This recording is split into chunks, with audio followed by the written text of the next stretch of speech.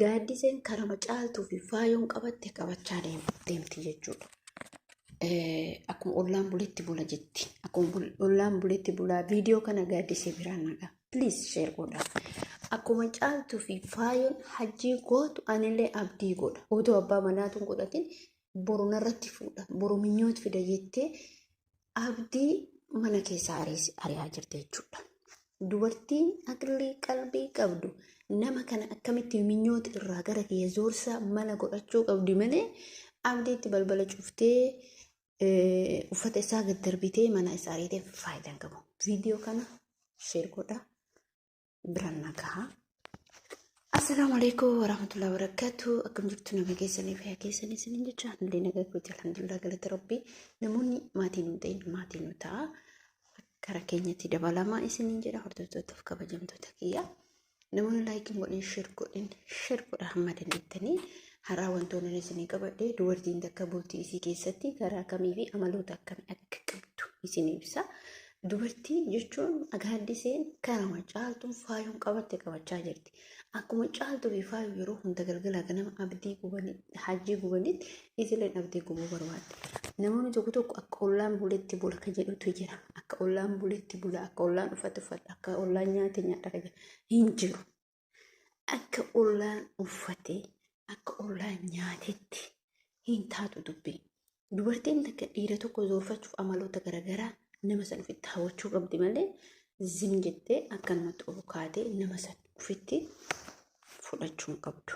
Sinii galee yaani abdii yoo minyoota kan jaalatu ta'e isiin immoo minyoota irraa zoorfachuu karaalee yookiin maloota garaagaraa ama tokkoffaa dhiirri dubartii jaalatu keessa amala qabaachuudha jechuudha. Amala isiin qabdu amala adda addaa agarsiisu. Wallahi dhiirri dubartii amala qabdu, dubartii bakka kabaja namaa qabdu tafeete bareedduun feete yoo dhufla dhufte isii fokkatu tana filata. Sababa maaliitis sababa amala isii.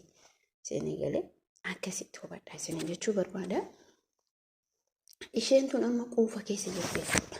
Gaaddiseen amma maalan isiin keessa jirtu wanti isiin hojjechaa jirtu quufaa dubartiin takka injiraa miti kabaja itti godhee bakka dhugaa abdii nama miskiinarraa akiraatti.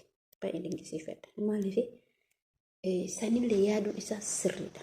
Intallee minyooti jedhamtullee nama kana jaalladhee ni jaallatti, abdii ni jaallatti. Abdii maaliif jaallatti dhala? Nama gaarii ta'uu isaa. Isinii galee nama gaarii. Garuu immoo gaaddiseen itti boonaa jirti. Inni si jaalladha jennaan innumaayyuu qoosaa jirti. Maaliif ree bakka kaan quuxessuu bakka karama ollaa qabatti jechuudha. Eengada caaltuun hajjitti balbala cufte isilleen har'a abdiitti balbala gadi cufte.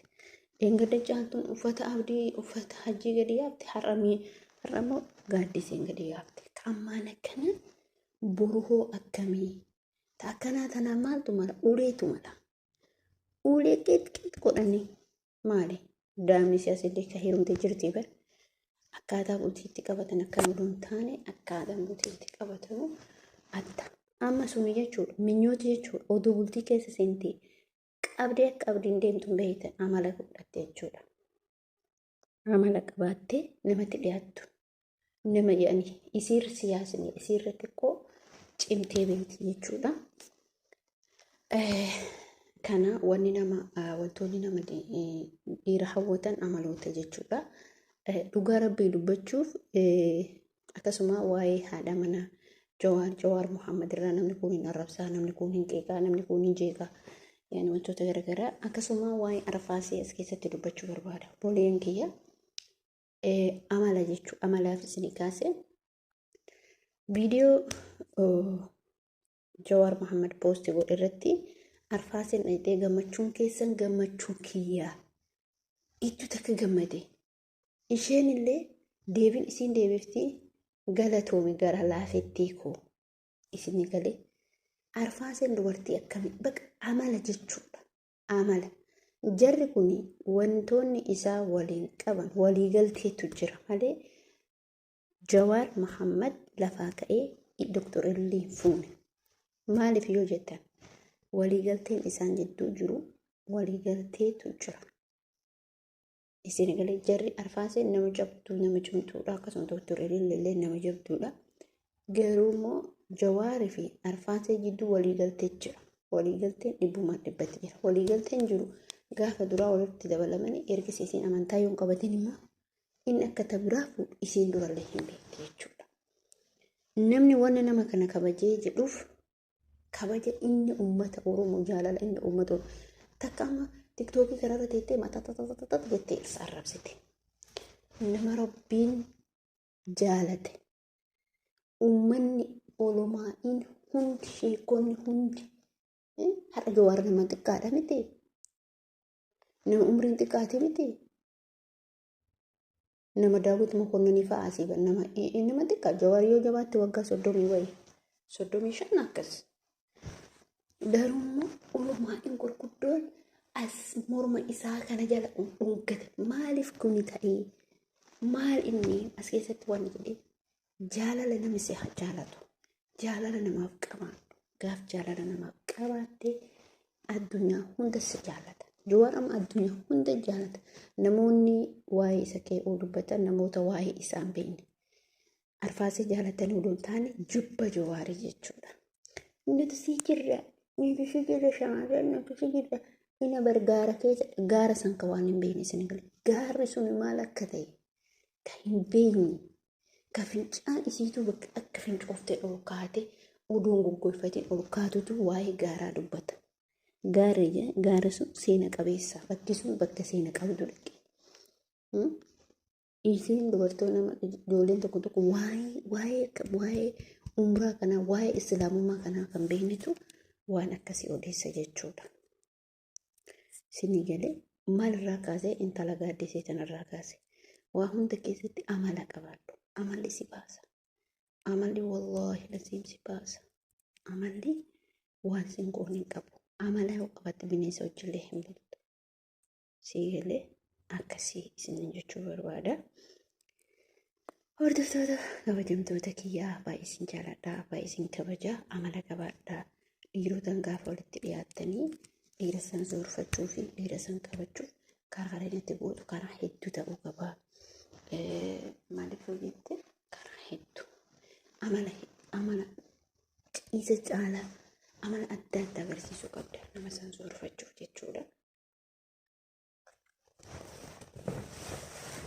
Akkas isin jechuu barbaade wallaahi obboleeyyan kiyya ramadaanillee irraan keenya jirra. Rabbiin nagaan ittiin nu haa ga'u. Rabbiin akkuma jirtanitti isin bira haa jiraattu. Isin jedha. Waa hunduma keessattuu Rabbiin fayyaa nu haa kennu. Ramadaanillee ramadaana kana Rabbiin nurraa haa qeebalu. Rabbiin yaada muraada keenya nu haa guutu. Bakkuma jirtanitti wallaahi wanni dubbadhu jiru. Rabbiin isin bira haa jiraatu. Hordoftoota kiyyaa kabajamtoota kiyyaa isin jechuu barbaada. Viidiyoo kiyyaa asumarratti dhaabaa shamarran dhaamsanii dhaabu kanuma jabaadha. Abaa manaa keessan loluun yoo taane gorfachuu bakka jiraanitti akkasii isin jechuu barbaada. Rabbiin waan hundumaa keessattuu ka jaalata hojii isin haa bulchuu. Ka heerumtan abbaa manaa keessatti isin haa bulchuu. Jaalala kana Rabbiin foora wal jaalatee wajjin jiru Rabbiin fiixa isin haa baasu. Kan jaalatin illee Rabbiin isin haa hiruu. Kan heerumu illee Rabbiin isin haa hirumsiisu. Ramadaana illee irraan keenya jirra. Akkasii isin jedha hordoftoota kabajamtoota kiyya. Wallaahi dhugaa dubbachuu. Baay'ee tokkotti yaani injiraa miti. Akkasii isin jechuu barbaada shaalawwan hundumaa keessattuu yoo dubartiin otoo qabee deeman jechuudha. Dubartiin jabdu, dubartiin cimtu, dubartiin waa hundaa dandeettii, dubartiin waa hundaa isitu qabee deemanii isin jechuu barbaada. Kana fakkaataa viidiyoo biraatti nama walitti deebinutti assalaamu alaikum warahmatullahi wabarakatuh. Namoonni yaada qabatan yaada koomentii keessan kennaa. Namoonni wantoota barbaadan gaafachuu barbaadan gaaffii keessaniif qophoofnee jirra. Assalaamu alaikum.